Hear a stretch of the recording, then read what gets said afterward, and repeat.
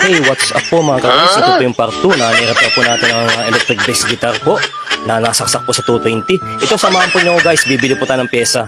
So ang nasira po sa kanya, kapasto po, tumambok po pinanggitna niya, pinangitaas po, inumobo na. So pupunta po tayo sa bilihan po ng pyesa. Ito po, nasa bilihan na po tayo ng pyesa. Bibili po tayo ng capacitor na 4,700 microfarad. So pagka po tayo bumili dito, ay kompleto po mga pyesa dito na ating mabibili. So ito nga po guys, ito po yung capacitor.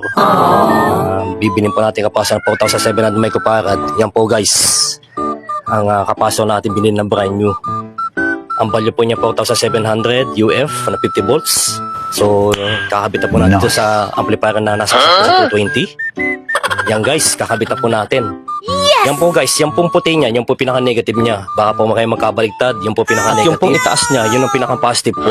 So, yan po, hinangin na po natin. At medyo mahaba po yung paa niya at ipuputulin po yun. Pagkatapos po ng hinangan natin, kakatirin natin yung pinakapaa niya. Pinakandulo para hindi po sumayad sa body. Yan po, inihinangan natin ngayon. So, pagkatapos nating hinangin, mga guys, ay puputulin po natin pinakandulo niyan. Yan po, natapos na po natin. Yan po, kakatira natin pinakandulo para hindi po sumayad. Kasi po guys, delikado po yan pag sumayad sa body. Magiging sanhi po na shorted. So yan po, naputol na po natin. Yan guys, nabuo na po natin yan. So yan po yung ating kinabit ng bagong capacitor.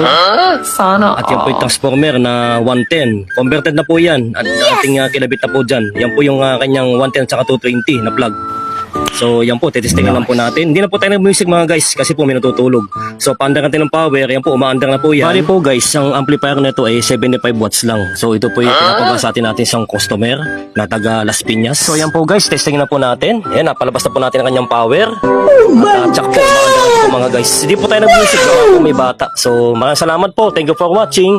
God bless us all, follow and share. Maraming po salamat.